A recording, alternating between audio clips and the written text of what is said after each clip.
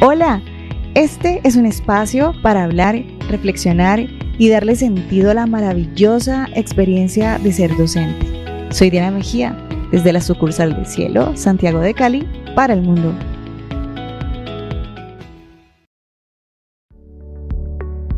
En los últimos días he estado frente a conversaciones que han surgido de una manera muy natural y que llegan a un mismo punto neurálgico, y es ¿qué pasa con la educación en este momento? Frases como la educación tiene que reestructurarse. Y esto no viene de personas que se dedican a la educación, vienen de papás o vienen de alguien que va en el transporte público y habla, y todos llegando al mismo, en diferentes escenarios, a la misma reflexión, y es, oye, la educación, ¿qué pasa? Tiene que cambiar. Oye, ¿y el homeschooling? O sea, ¿por qué no ser una opción tener a los niños en casa y darles la mejor educación? Pero en todas estas reflexiones, en todos estos diálogos, en todas estas escuchas, hay un tesoro valioso para entrar a reflexionar y entrar a pensarnos. Entonces, desde ahí es que viene la inspiración para este episodio número 2, cuando la educación aprende del estudiante. Hay una verdad silenciosa que cada vez resuena con más fuerza en las aulas. No todos aprendemos igual, porque no todos venimos del mismo lugar. Durante años el sistema pidió al estudiante que se ajustara, pero algo empezó a cambiar. Tal vez no fue un grito, sino una suma de susurros, historias de vida, intuiciones pedagógicas, maestros que decidieron escuchar con más profundidad, con una escucha comprometida. Recuerdo frases, por ejemplo, de Montessori, de María. La educación no debe limitarse a transmitir conocimientos, sino a abrir caminos. Bello. Quiero repetir una vez más. La educación no debe limitarse a transmitir conocimientos, sino a abrir caminos. Bellísima esa frase de Montessori. Lo paradójico es que fue escrito por allá en 1949, cuando estábamos saliendo de la Segunda Guerra Mundial, cuando estaba cocinándose la belleza de la filosofía Reggio Emilia en este pueblito de posguerra. También recuerdo este pueblo en Italia, donde había quedado en su ciudad no solo los estragos, sino también unos pequeños tesoritos, como un tanque de guerra, como unas cajas con fusiles, o quizás elementos de guerra que ya para un pueblo como este, devastado por la guerra, con muchos niños, con muchas viudas, podría convertirse, ¿qué vamos a hacer con este tesoro? Se reúnen en este pueblo, se hacen como una junta, y dicen entonces la mayoría de los hombres que habían quedado, que no fueron a la guerra, o quizás que habían llegado ya como veteranos, a decir, no, pues vendamos esto y construyamos un teatro donde podamos divertirnos, y donde a través de este tipo de placer pues podamos aliviar un poco esos recuerdos sórdidos y tristes de la guerra. Y salen estas mamás, estas viudas, estas abuelas a decir, no, un momento, todo está destruido, usemos ese dinero, vendamos estas cosas de que quedaron de la guerra y convirtamos esto en una nueva escuela para estos niños que, como lo he mencionado, muchos habían perdido sus padres, y llegan estas mamás y transforman desde esa humildad del momento lo que hoy conocemos como la filosofía de Reggio Emilia, donde el estudiante, el niño es una persona con derechos, una persona que puede dirigir a través de sus propios intereses hacia dónde quiere llegar y cómo quiere llegar al conocimiento. Y nos muestra un nuevo maestro, y Loris Malaguzzi dice, tenemos los 100 lenguajes, solo que en la infancia, mediante nos vamos creciendo, estos lenguajes se van apagando y nos queda uno, que es el actual. También Pablo Picasso por ahí decía que todos nacemos artistas y somos artistas, pero se va perdiendo también en el panorama. Y hago todas estas reflexiones porque no puedo separar la educación y el arte, porque como ya han escuchado en el podcast anterior, desde mi perspectiva estamos amalgamados, somos una sola cosa. Entonces, empezando con esto de que la educación necesita repensarse, necesitamos repensar ¿Cuál es el papel del conocimiento? ¿Qué tal si volvemos a esa posición de Montessori donde dice: la educación no debe limitarse a transmitir conocimientos, sino a abrir caminos? Recuerdo también a Paulo Freire, que dice: la educación no cambia el mundo, cambia a las personas que van a cambiar el mundo. Esta expresión es de 1968. Vamos todavía más atrás con John Dewey. La educación no es preparación para la vida, la educación es la vida misma. Traigo a colación estas frases por las fechas. Ha pasado un siglo y hoy volvemos otra vez. Y aquí es donde sale la maravillosa esencia de la educación, y es que la educación se piensa. La educación tiene esa característica, esa nobleza de hacer un stop en el camino, de parar y reflexionar y decir: no, vamos a ver hacia adentro. Es como que la educación avanza y luego se convierte en espejo. Entonces hace un pare y se mira.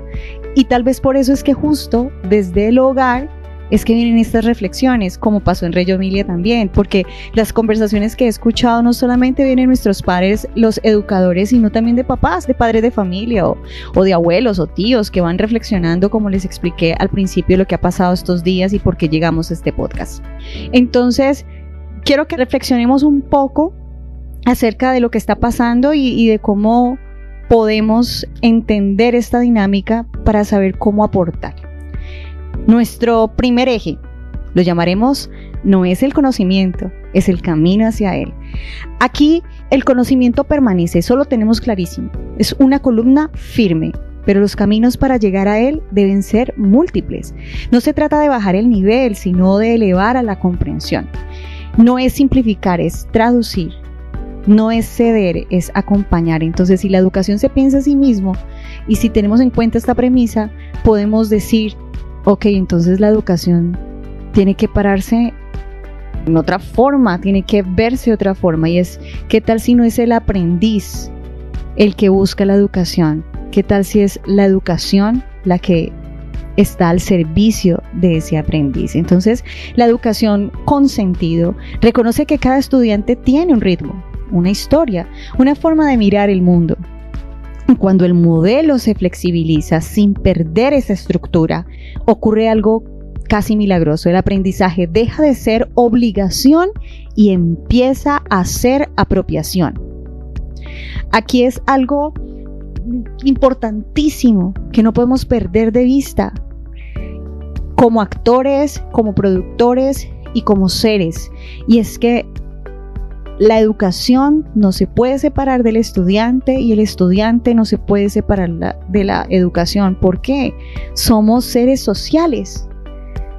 Esta idea de ser social, y creo que ahí es donde viene esta reflexión y este poder en la educación, es cuando vemos que este ser social, que tiene un origen clásico y contundente, por ejemplo, Aristóteles afirmaba que el ser humano es por naturaleza un ser social. Esta formulación aparece en su política por allá en el siglo IV a.C., donde expresa que el hombre es un animal político. Creo que es algo como son politicón, algo así. Es decir, un ser que solo se realiza plenamente en comunidad. Si volvemos a esta matriz, entonces vamos a decir, claro, la educación no puede separarse del estudiante. La educación tiene que estar, ¿pero dónde? En la escuela. Y creo que ahí es donde empezó el lío, cuando empezamos a delegar la responsabilidad. Y la educación es supremamente delicada y quisquillosa, porque la educación busca el compromiso, y el compromiso no solamente es del educador, todos somos educadores. El estudiante hace parte de nuestra educación como docentes, porque también el docente es un docente aprendiz. Aprendemos del proceso del niño. El niño aprende del educador, aprende de sus papás, aprende de la escuela, aprende de la ciudad. Como las pieles, y como decía Hundertwasser, tenemos varias pieles, y una de esa piel es la piel de la educación. Aristóteles no decía esto del ser, que somos seres sociales, como una metáfora amable, es una verdad estructural. Fuera de la sociedad el ser humano no florece, se empobrece. Una idea antigua, sí, pero que sigue latiendo en cada aula, donde aprender también es convivir. Vygotsky decía, por allá en 1930, a través de los demás nos convertimos en nosotros mismos.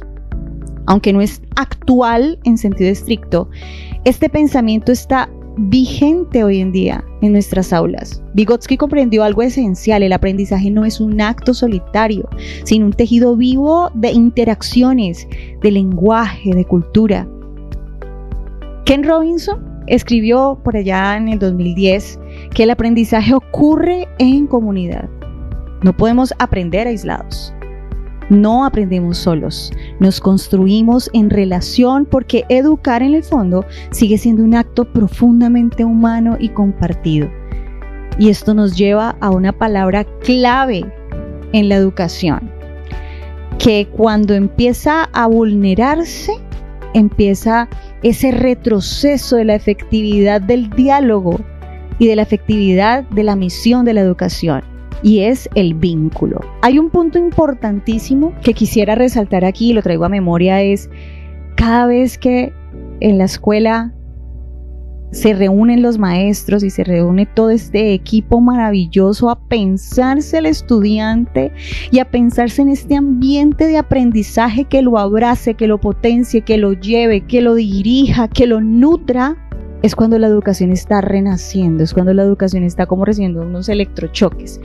Cuando el maestro se lo piensa solo porque su pasión lo lleva a pensarse los proyectos solo, no solamente hay un desgaste del maestro, también llega un momento en que no funciona la estrategia. Entonces el maestro dice, ¿qué pasa? Estoy haciendo lo que hacía siempre, estoy tratando de cambiar mis propuestas, pero los chicos están cambiando. Escuchaba a través de las redes sociales al profe Jordi en una reflexión maravillosa de qué es lo que está pasando con nuestros chicos hoy. O sea, hay grupos que se están volviendo totalmente inaccesibles, en la normatividad plena, en la posición de no querer recibir nada. Y pienso que aquí es donde el trabajo colaborativo viene a ser milagroso. Cuando se une la terapeuta ocupacional, la psicóloga, la coordinadora de tu sección, y viene no solamente la maestra titular, sino que viene la voz del docente artista, ya sea de artes visuales, o viene el profesor de teatro, o viene la docente de danza, y viene un profesor desde la mirada de las ciencias sociales y de las ciencias y de matemáticas, todos pensando en pos de un tema en común. Y cuando desde todos estos flancos y desde la humildad de ponerse en la misma estatura de ese ser maravilloso que es el niño, es cuando el vínculo renace, y es donde la educación resucita y vuelve a cumplir su propósito. Y esto nos lleva a un segundo eje.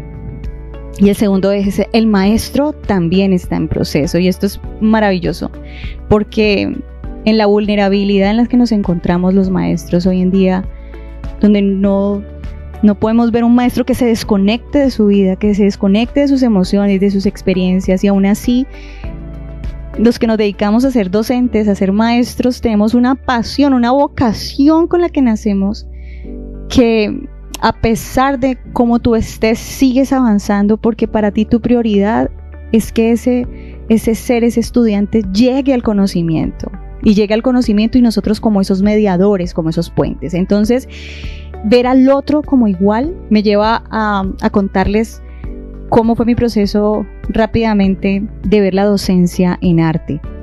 Tú estudias una licenciatura en la asignatura que sea, y como se ha solidificado este tipo de licenciaturas, entonces ya existe toda una pedagogía desarrollada. Pero cuando miras a las artes visuales desde una licenciatura, tú dices, uy, ¿dónde están los libros? ¿Dónde están las ponencias? ¿Dónde están los foros? Y resulta que estamos apenas neonatos en la pedagogía en artes, y sobre todo la pedagogía que desde el rigor artístico lo acerque a la estatura del estudiante. Y llegué a enfrentarme a esto con edades muy pequeñas, y frente a ausencia de pronto de esa investigación en docencia en artes visuales con diferentes edades, en especial las edades de la primera infancia, mi modo sobrevivencia fue simplemente delante de mí tengo a un artista. Y desde esa fraternidad de artista a artista, poder entablar un lenguaje y juntos llegar al conocimiento. Ver a ese artista, a pesar de su corta edad, ser mi maestro y yo también desde mis conocimientos poder ser su maestro. Entonces, aquí es donde empiezo a decir, claro, jamás perder de vista que el que tengo yo adelante es un ser con todo el paquete de artista, buscando ser direccionado frente a la experiencia para una producción visual y dirigido por otro artista que en su etapa cognitiva también están otras búsquedas y juntos en comunidad construir estos templos del conocimiento.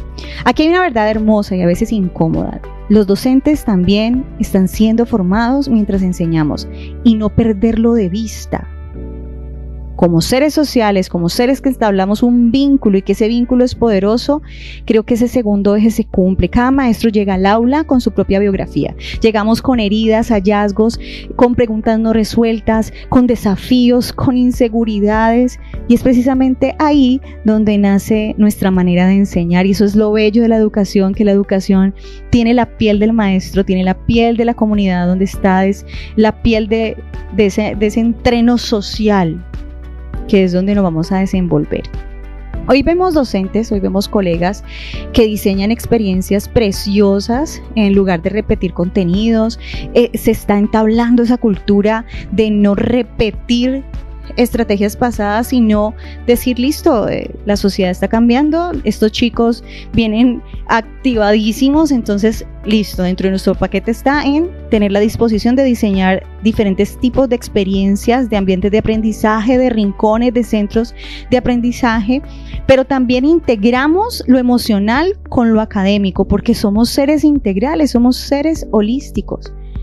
Hay algo precioso, y es que cuando empezamos a vernos como seres sociales y empezamos a respetar ese vínculo no solo con el estudiante, sino con toda la comunidad, que en pos de una misma misión vamos a hacer ese puente para que el estudiante llegue al conocimiento, sale algo de gratis, y es que cuestionamos los modelos heredados y lo cuestionamos desde el respeto y con firmeza. No es casualidad, estamos respondiendo a un tiempo que exige humanidad, además del conocimiento. El aula se está convirtiendo poco a poco en un espacio más honesto, más democrático, y esto transforma todo. Y aquí esto nos lleva al tercer y último eje, y es el valor insustituible de la escuela. En estos diálogos que les dije que he escuchado de padres, de pares, de conversaciones de pasillo, oye, pues si la educación no está yendo para ningún lado, pues dejemos los chicos en la casa, van a aprender mejor.